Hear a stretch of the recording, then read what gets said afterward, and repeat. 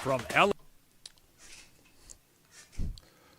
Boy, if only Ohio State had a capable quarterback.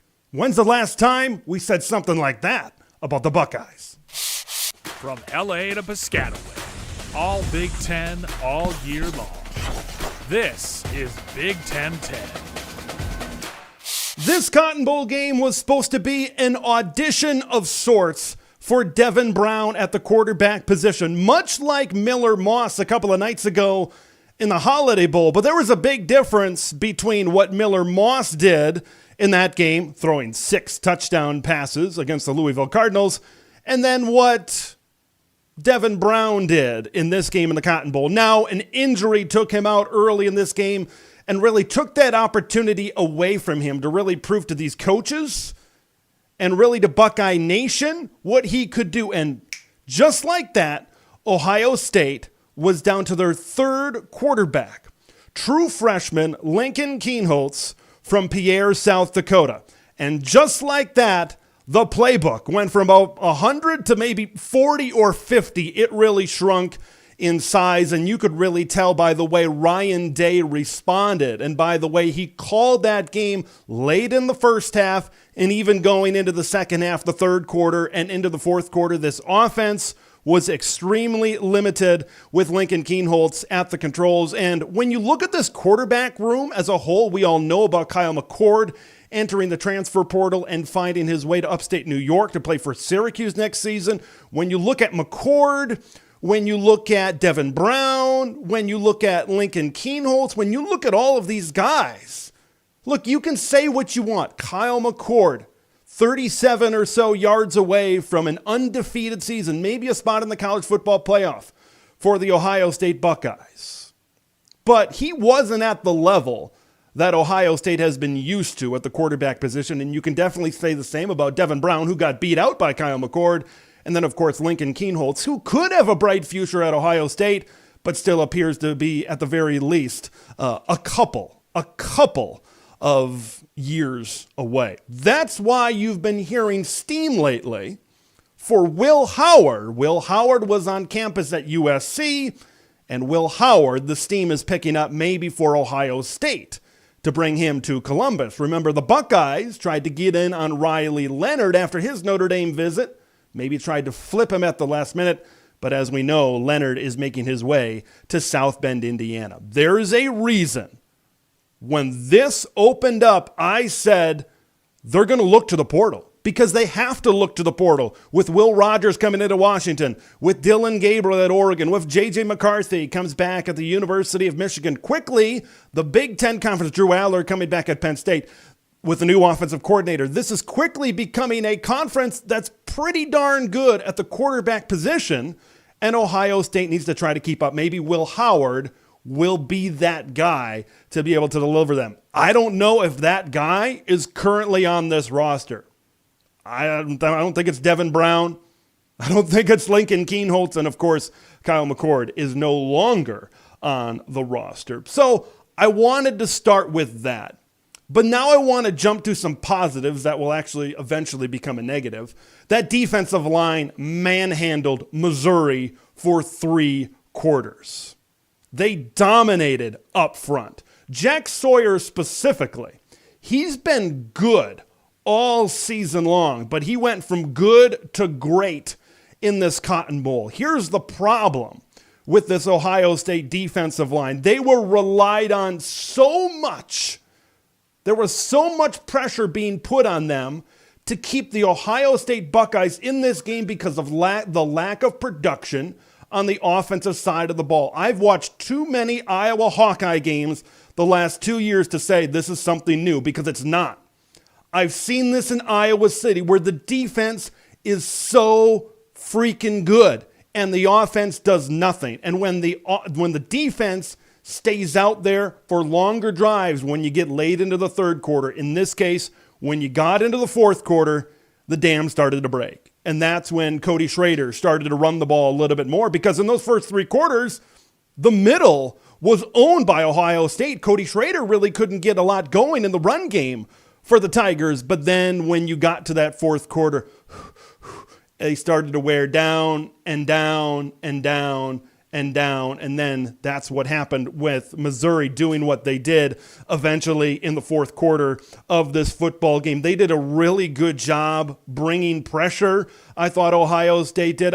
Jim Knowles has done a really good job, I think, with this Ohio State defense this year. It's been one of the best defenses, not only in the Big Ten, but in all of college football. Remember at the beginning of the broadcast, you had Tom Luganbill saying, well, those defensive numbers might be a little bit skewed because of playing Big Ten offenses. Well, they did pretty darn good against an SEC offense in this one as well. Pretty good SEC offense, might I add, as well, because I thought Ohio State's positives on defense for three quarters really started with that four-man rush up front and the coverage in the back end on guys like Luther Bolden.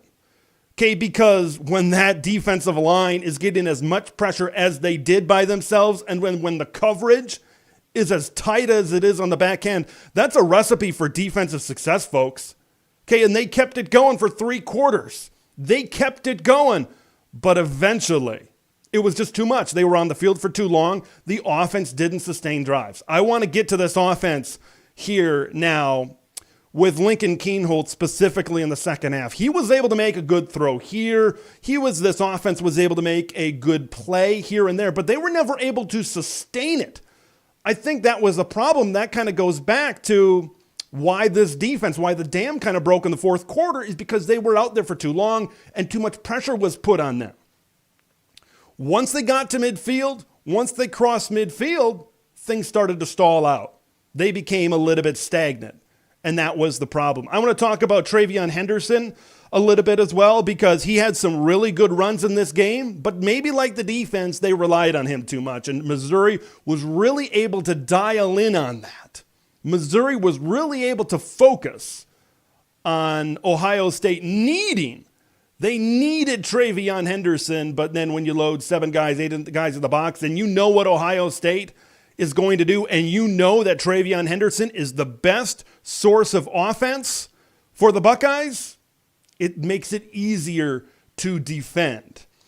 So there's going to be questions now at Ohio State. There's going to be a lot of questions with Ryan Day, because when you're at a program that has had as much offensive success that the Ohio State Buckeyes have had, where's your depth at quarterback? Where's your depth? Because even you could argue Kyle McCord coming in wasn't great with a generational wide receiver room. Marvin Harrison Jr., Emeka Buka, Julian Fleming, 2 of those guys, of course, no longer within the program. Marvin going to the NFL and Julian transferring out of the program right now. Where's the depth at quarterback? Okay, this is supposed to be a program that recruits at the top, at the quarterback position, and it has taken, you can say what you want. Whatever you think, how good you think Kyle McCord was this season, or whatever your opinion is on Devin Brown, I think we can all agree that this Ohio State quarterback room this year took a considerable drop down because you're dealing with such a high level of quarterback, from Justin Fields to CJ Stroud. You're dealing with NFL starting quarterbacks here. And these guys, the McCords, the Browns, and the Kienholz of the world, right now they are not starting quarterbacks at that type of level, and that's why Ohio State is trying to flip some of these transfer quarterbacks right now. There's going to be heat on Ryan Day. This next year is going to be a very interesting year for the Ohio State Buckeyes because of the increased amount of offensive focused teams out west. The USCs of the world, the Oregons of the world, the Washingtons of the world. This is going to be a very interesting offseason to see how the Buckeyes approach this, to see what their future looks like in 2024 and beyond. All right, so that's what I got on that. Let's get into some comments here. This was a great opportunity, I think, for Ohio State to go out there. And I thought, with Devin Brown, I thought he could get in there and possibly take care of business here against the Missouri Tigers. But it didn't end up that way. Big Ten TED Champions Club member, Big Ten John Chenard, in the house here tonight as well. Account 22, 3 points. 3, you might expect that out of maybe somebody like the Iowa Hawkeyes. But, man, even when you have the talent in the backfield that you have, even when you have the talent that you have at the wide receiver position, 3 points? Should have done maybe a little bit better than that. Before we kind of go any further, I want to kind of take a look at the box score. I want to take a look at how this one ended tonight. Lincoln Kienholtz, final number 6 of 17. 86 yards through the air. Kind of a lot of those yards were when they were down 14-3, trying to push the ball down the field a little bit more. Travion Henderson, 19 carries, 72 yards in the backfield for him. And he had some good bursts, but kind of like the defense, as I just said there in my monologue, there was just too much pressure on him, right? And this offensive line was going through some shifting as well. So there was someone was, I forgot the name, but someone was making their first start. There was just a lot of shifting, and the offensive line wasn't outstanding. I don't think it did Ohio State really any favors throughout this game as well. But you got to talk about Jack Sawyer, man. 4 tackles and 3 sacks. It seemed like more than that, but he's been good this season. Boy, he took it to another level. He took it to great. But Ohio State's offense just couldn't capitalize on how good their defense was in this one as well. Brady Cook for Missouri. Boy, I'm curious to see if this one goes a little bit of a different way if they spy Brady Cook and they keep an eye on him. Because the quarterback run game, the quarterback scramble was a big success for the Missouri Tigers. It really kept this offense going at parts during this game as well, but Cody Schrader, 128 yards on the ground and the score late. Buckeyes, I've said it multiple times here, they did a good job for 3 quarters on the interior. But they just couldn't hold them back. They just couldn't hold them back. Eventually, it was the lack of offense. Man, it's crazy to say this, but it was the lack of offense that did Ohio State in this game. Let's get to some more comments as well. Tyler Brown chiming in. He wants Ryan Day gone. David Braun did more with much less. You could say that about maybe any team in college football that's maybe even a little bit upset with their head coach right now. David Braun, yeah, he did a phenomenal job. Big Ten Coach of the Year over there. Ryan, here's the thing. I know we talk about hot seat. There's a new athletic director coming in with Gene Smith retiring, obviously. But when I look at this, 11-2, you're not firing a coach, but you're maybe pushing that particular coach, Ryan Day, maybe to the NFL, maybe something like that. We'll see. We'll see what the future holds. I think he's going to be the head coach in Columbus, Ohio in 2024, even though today's day and age we see a lot of unpredictability sometimes in these coaching situations. But yeah, Jared Jones, though, Big Ten TED Champions Club member, says he's ready to move on from Ryan Day.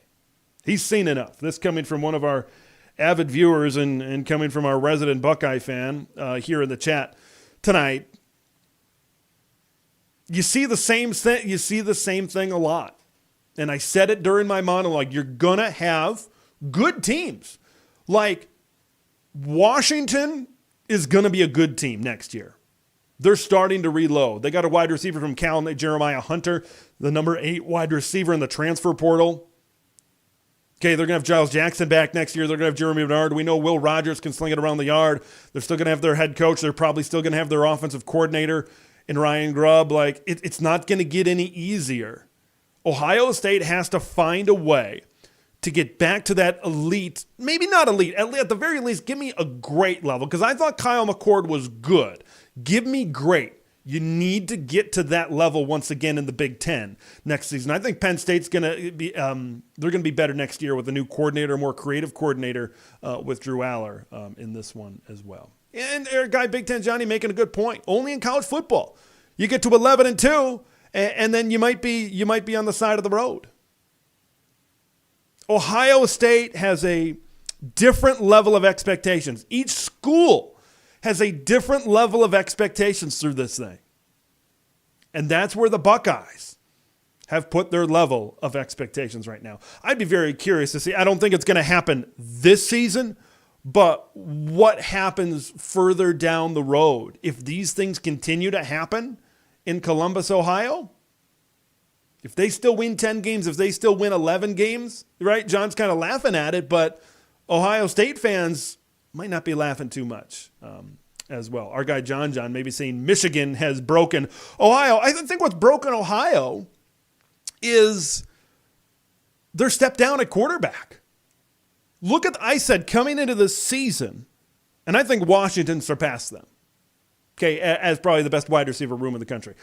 Preseason, they had the best wide receiver room that I thought in all of college football. Marvin Harrison Jr., I thought talent-wise, best receiver in the country.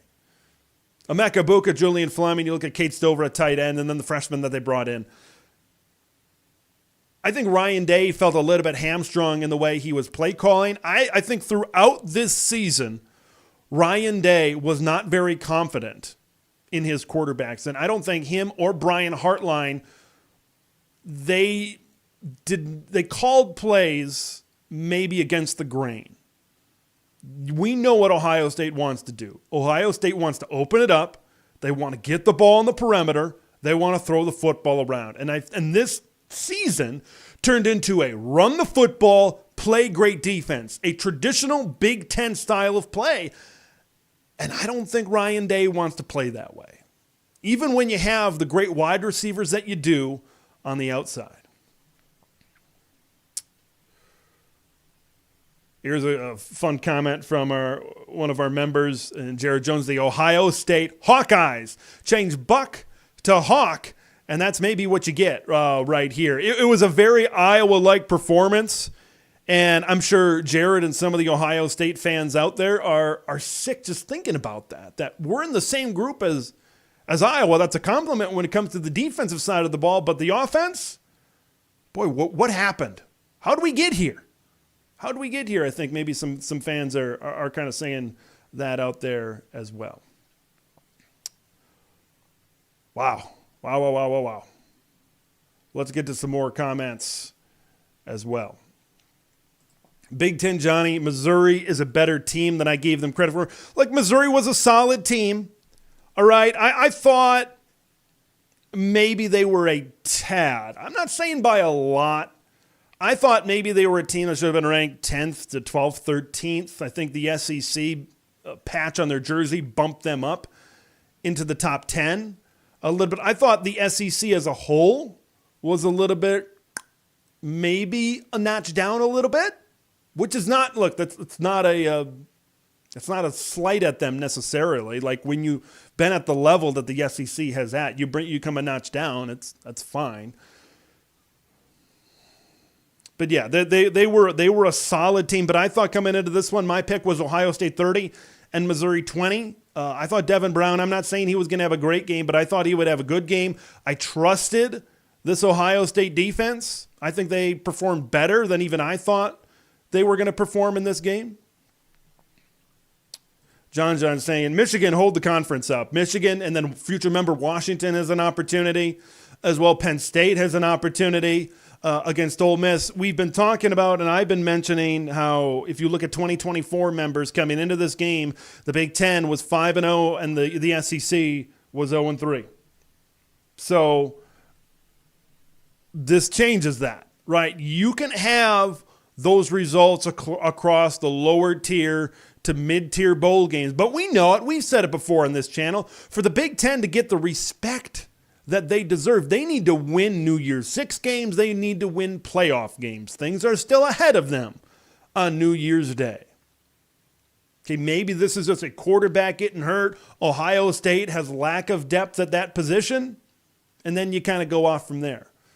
Maybe it's just one of those deals. We'll see with some of these other games as well. Let's get to some more comments here. Our guy Krakenhawk in the chat here tonight. It's okay. Washington is to the rescue. And just like I said,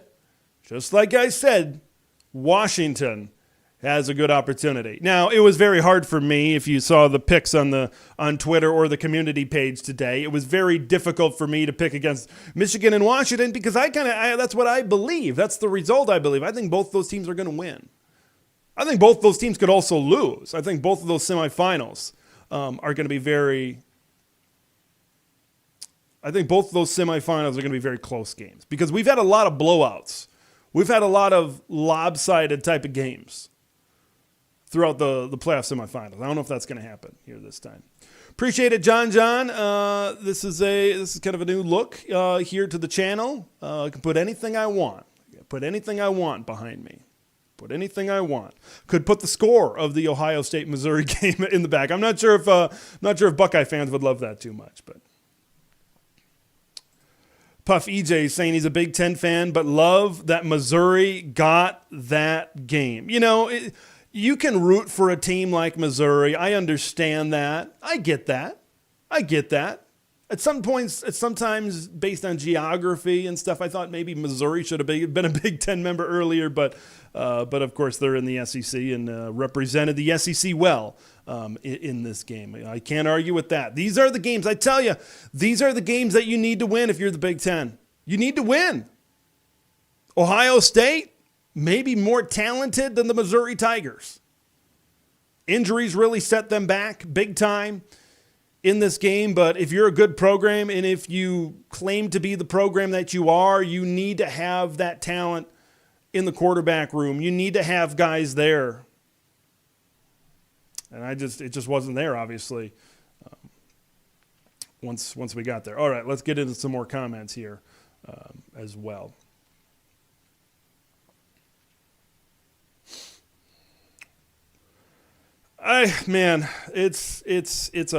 It's a rough go. It's a rough go. The Big Ten, here's Big Ten Johnny. The Big Ten won the Quick Lane Bowl. What more could you want? Man, well, I'll tell you what more I could want. I would want, we need to have a petition out there. BTT Nation needs to get on this. We need to find a way for the Big Ten to have a bowl tie-in with the Pop-Tarts Bowl. I love everything. I would want the Big Ten to win the Pop-Tarts Bowl. That's what more I would want after something like this. That's what I would want. Here's from Gerald McKinley. I think he's a Michigan fan here. OSU had multiple top quarterbacks in a row. That just doesn't happen for everyone. Got to live through quarterback development at that position. Look how long Michigan went through with a true NFL caliber quarterback. Sometimes it takes a while, right? It does, but I think the expectations are just a little bit different in Columbus, Ohio. Yeah, I think that's just one of those programs that expects to reload at a position like quarterback. Kyle McCord was a 5-star quarterback. Devin Brown was a high 4-star quarterback. Had a very high quarterback grade. Like, these aren't guys. These aren't quarterbacks that are just 3-star and 4-star guys. These are high-level quarterbacks. These are top 10, some of them top 5 quarterbacks in their recruiting class. And these are the results that you get. That's why Ohio State is trying to get themselves into the transfer market.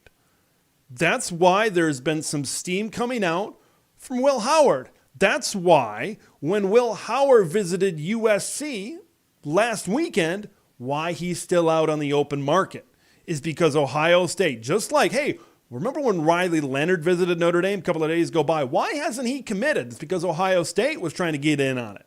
Same thing is happening with Will Howard. Maybe USC feels a little bit better with Miller Moss and putting up 6 touchdowns in that game.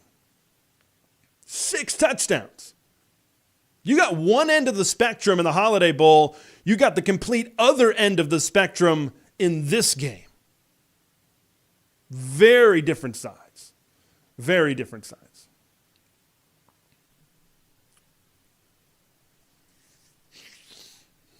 Very different side to the coin. Here's Gerald.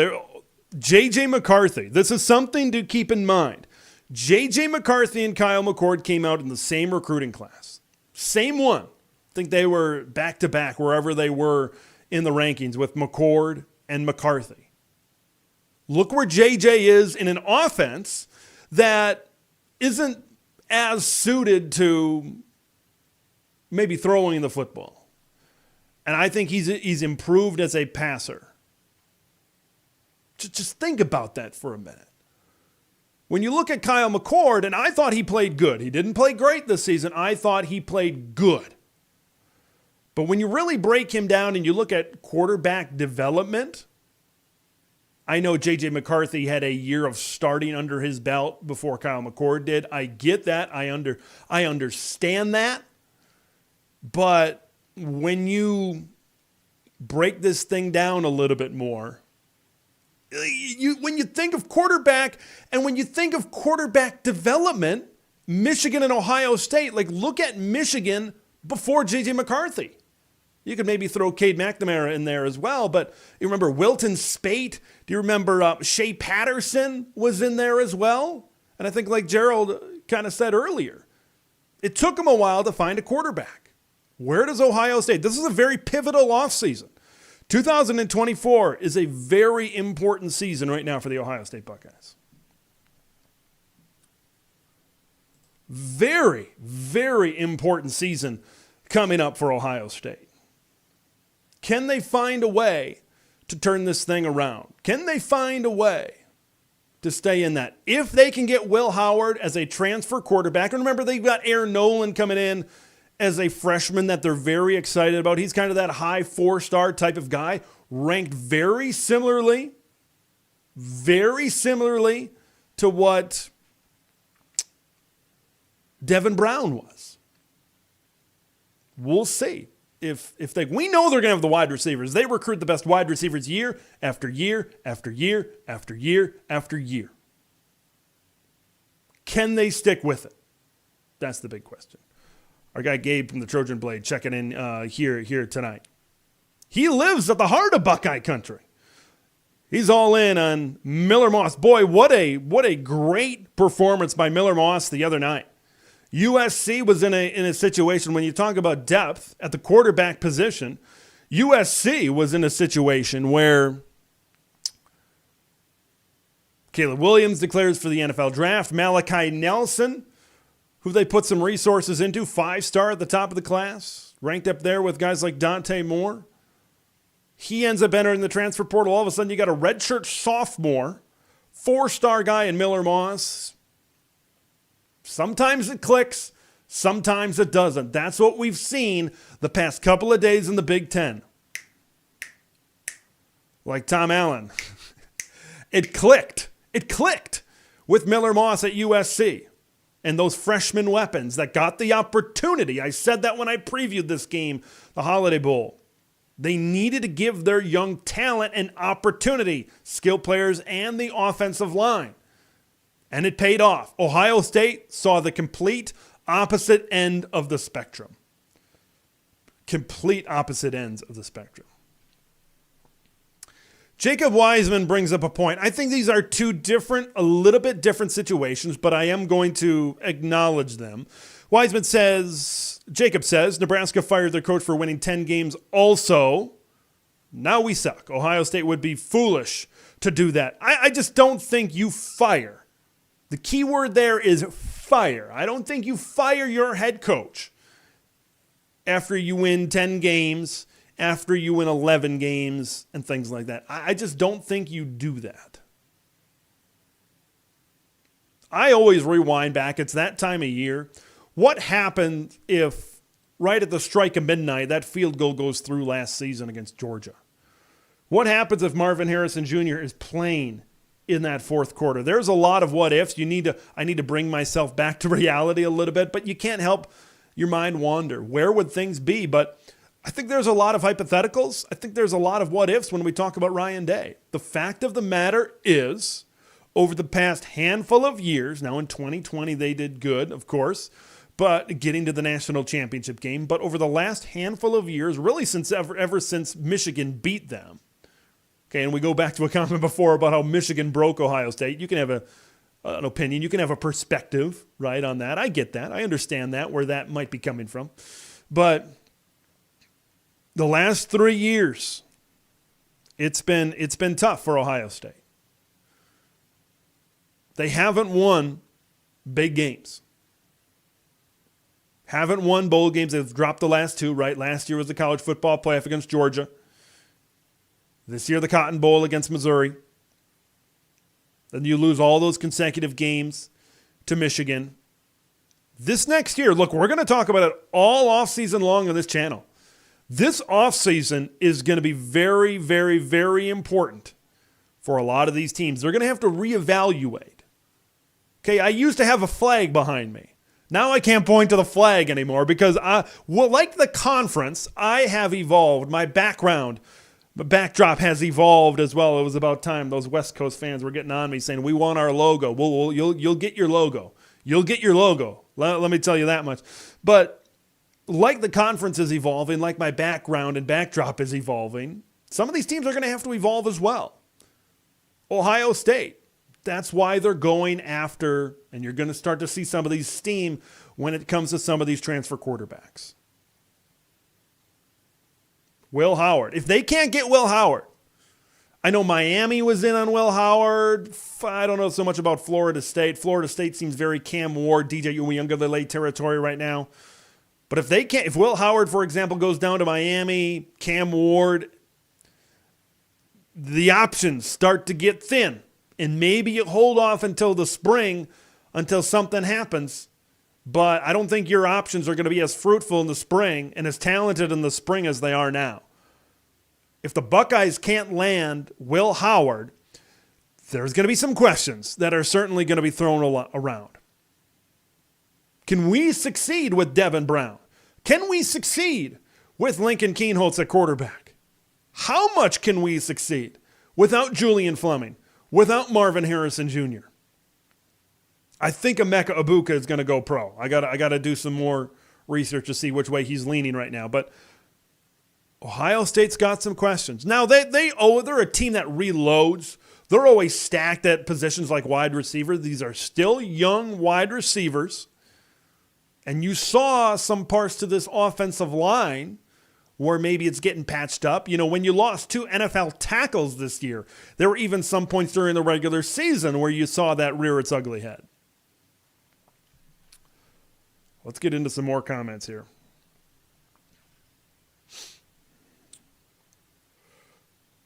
Disappointing season here from Tyler Brown. And here's Krakenhawk kind of bringing up, that's the thing. Everybody always wants their coach fired. We lost a game. We lost this. We lost that. Fire him. Krakenhawk saying firing Ryan Day would not be the smartest thing in the world. Who do you realistically get to replace him unless Urban Meyer comes back once again? I would be lying to you if I said that hasn't creeped into my head once, twice, 3 times over the course of the season. I shouldn't say over the season. It's pretty much since the Michigan game at the end of the year.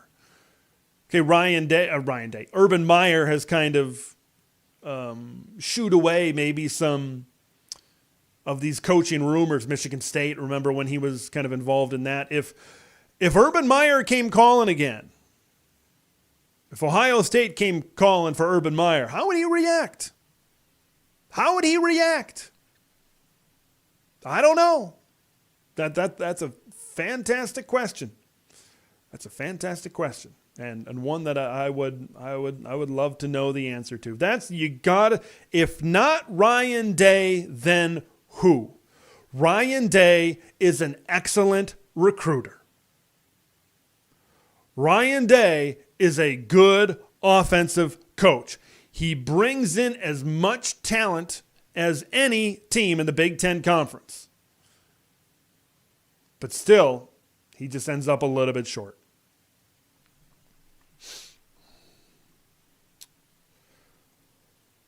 Lincoln Kienholz, I'm very curious to see what happens with him. There were some throws that I thought in this game where he was connecting, especially later in the game. I thought they needed to put more confidence in him earlier. I know what it seemed like late in that first half is they just wanted to get to halftime in a decent situation. And then when they were going all in, when they knew that Devin Brown was not going to be back, they were going to go into the locker room and they were going to draw some things up. Coaches were going to put their minds together. They're going to say, hey, Lincoln, all right, It's your time to shine, and here's what we're going to do. That's what I felt. You had to make some big-time adjustments in the locker room because, going from Kyle McCord to Devin Brown, it's a different skill set. It was a more mobile skill set preparing for this game for the Missouri Tigers. And then you look at Ohio State, and then you're going to Lincoln Kienholz. Now that's an even bigger adjustment kind of down the line as well. Let's go back and kind of look at these, look at the summary once again. Of course, a low-scoring defensive game, 14-3 the final score, with Missouri winning this game. It is the first bowl loss for the Big Ten Conference so far this season. Ohio State's defense played really well. Jack Sawyer got 3 sacks. It seemed like Jack Sawyer was always free. It seemed like when almost every snap that kind of went back there, he was getting into the quarterback. He was breaking free from a Missouri offensive lineman. He was great. And there were other guys like this season, your Michael Hall Jr.'s, your JT Tuimaluos, guys like that. Those were maybe the guys that were performing great for the Buckeyes this season. But Jack Sawyer, this was his game on the defensive side of the football. They just needed, when you talk like in baseball, you talk about a pitcher, when you talk about run support, they needed some run support tonight from their offense, and they just didn't get that run support throughout this entire game. Injuries. Quarterback. I understand going from one quarterback, from such a high-level quarterbacks, then you have a first-time starter. I get that. But I just thought Ohio State would be in a better situation throughout this season at this point here right now.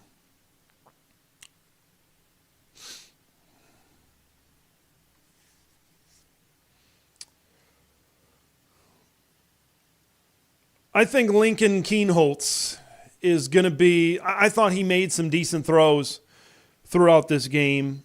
And he puts himself in a very interesting situation because this is in college football, especially nowadays, you don't have time to really develop. A lot of times when you see a quarterback like Lincoln Kienholz, you don't sometimes have a lot of time to invest 2 years to invest 3 years into a quarterback, especially because he's in such a rock and a hard place. You got Devin Brown, who's above him on the depth chart right now. And then you got a guy in Aaron Nolan that the Buckeye coaches and the Buckeye fans are very excited about. So this was his opportunity, right? Just like it was Devin Brown's opportunity. When Devin Brown went down, it was Lincoln's opportunity to show what he could do. But coming in cold out of the bullpen like that's tough for any true freshman in that type of situation to really ask for as well. One of our resident Badger fans who also crosses over as a Missouri fan here, John Berger, kind of flexing his muscles here tonight as Missouri flexed their muscles in that fourth quarter. They hung in there, made enough plays throughout the second quarter, made enough plays throughout the third quarter and things like that, and they were able to put it together when the dam eventually broke over there in the fourth quarter as well in this game against the Ohio State Buckeyes. We got some more bowl games coming up. Of course, we've got Penn State and Ole Miss is going to be coming up. We've got a lot. Auburn is going to be taking on Maryland, and Wisconsin is going to be taking on LSU. We got a lot of Big Ten versus SEC matchups here coming up. And to be honest, Iowa against Tennessee, if you saw some of my predictions on the community page, you saw I had Tennessee beating Iowa.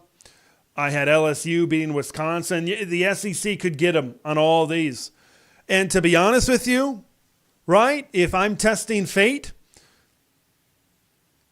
LSU, Tennessee, Auburn, I'll let them all win if I can get Michigan and Washington to win in the playoff. If I can get an all, let's just say, current Big Ten versus future Big Ten matchup in the national championship, I would take losses in those other bowl games.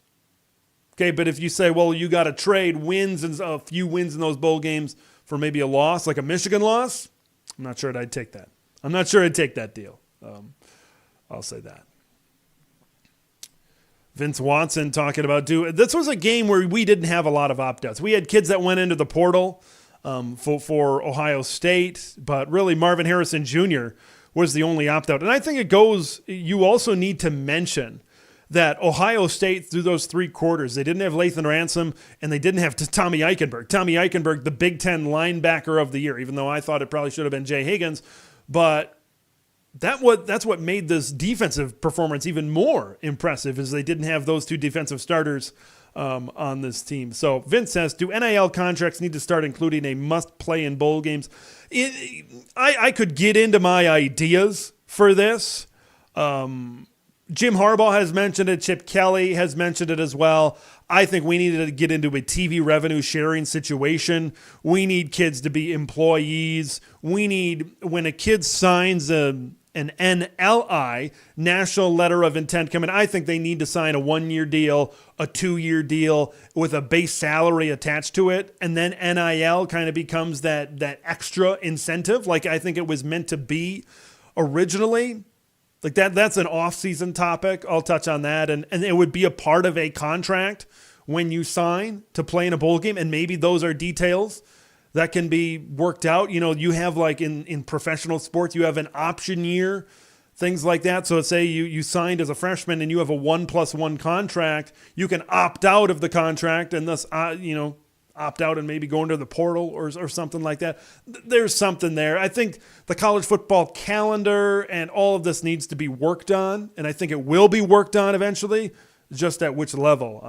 I think the NCAA, had a proposal about a couple of weeks ago that I think is starting to work on that. I think federal legislation is needed as well. Jacob Wiseman, he's rooting for Washington. Nice to see a new team to run for a championship. Boy, I tell you, I will say this. This is kind of a little peek and preview at the same time. But Washington, if they can get their pass game going, and if this offensive line for the Huskies, okay, if that offensive line for Washington can hold strong, the Joe Moore award-winning offensive line, whether it's against Texas, they beat Texas, they play Michigan, they play Alabama, this passing offense is as good as any in college football. They have the best wide receiver group in the country. They said by the trophy in their hands, in their possession in Seattle, they have the best offensive line in the country. There's an argument that maybe they have the best quarterback in the country as well. I think Washington, statistically, they have the number 1 offense in all of college football. If they can get it going, and if they can hold back those big boys on the defensive line from Texas, watch out for the Huskies. Nobody's really talking about Washington. Okay, Joel Klatt, I think, picked, when he was calling the Holiday Bowl, picked Washington to win the national title. Just watch out for Washington. They can certainly light it up. More from John Berger here about this game. Missouri dominated their O-line. Ohio State's offensive line. We'll kind of break down this piece by piece. I thought, like we said, Ohio State had some moving pieces on their offensive line. I thought Missouri, I forgot the edge rusher's name. I had it written down here. Dalen Carnell. It always seemed like they outnumbered them, right? When Ohio State tried to spread out the formation, okay, you got 5 guys to protect. Okay, we'll bring 6. And Dalen Carnell always seemed to be that guy that was free for Missouri in the face of Lincoln Kineholtz that kind of got him running around a little bit. Missouri played without their starting defensive line, second round in, all those players as well. They still completely shut down Ohio State. Ohio State didn't have 100 yards of rushing. And I will kind of bring up this box score yet again. Is Henderson, he had bursts and he had good runs. Like he would have a 10-yard run, he'd have a 12-yard run, etc. And things were looking good. They were, especially early in the game, Ohio State was moving the football down the field, but then -3 here, -4 there. it really got bunched up late in that first half when Lincoln Kienholz was in there, and they were pinned back in their own territory multiple times. And he could have had a 100-yard day, I think, if it weren't for maybe the quarterback, if it weren't for the Devin Brown injury, because you would have had another rushing threat because of the mobility of Devin Brown and then the passing, and then I think that's where things went south. But no excuses. I think John said it before in the comments. No excuses. You gotta have depth. You gotta have depth. Let's check this one up for Kraken Hawk, one of our resident Washington fans here. Ohio State's problem is they are a victim of their own success. Anything but playoffs or championships is considered a failure. They went 11-2, and Day is a good coach. They'll be just fine. Like, there's nothing wrong with going 11 wins. There's nothing wrong, 10 wins, 11 wins. There's nothing wrong with that. But it's the way it is. They have an elevated view of where their program is and where their program should be. From a quarterback position, if you look at their list of quarterbacks throughout time, I think they have a certain expectation on that position. And I think, let's use Iowa as an example. Iowa has had a championship-level defense the last 2 seasons. They have. But their offense has held them back considerably, and it makes Hawkeye fans want to pull their hair out. This season, Ohio State had a fantastic wide receiver room. You had weapons all over the field. Marvin Harrison Jr., Julian Fleming. Then you look at the new freshman wide receivers. You look at Kate Stover, one of the best tight ends in college football. You look at their running back room with Mayan Williams, with Travion Henderson and Dallin Hayden and all these guys. Chip Trainum. But it's the quarterback play. The college football offenses, and really offenses in general at any level of football, surround the quarterback position. You got to have the great quarterback to take advantage of all of the weapons around you.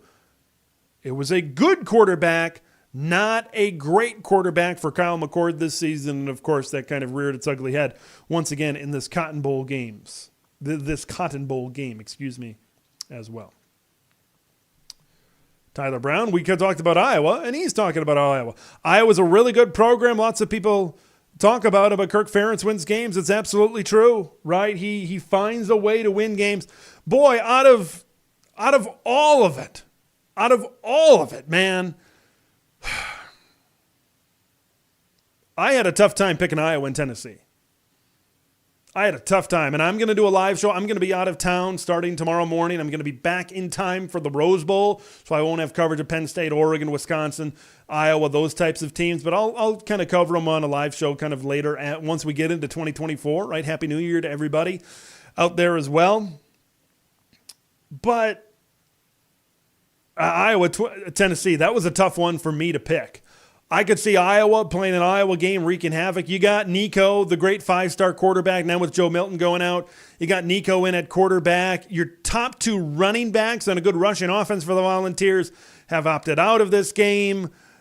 You know, you got all these other things kind of going on as well. And then I see some stuff in the secondary out for Tennessee as well. And then I look at Iowa, bringing a lot of their team back, like a Hawkeye, like you would expect the Kirk Ferentz and a Hawkeye team to do.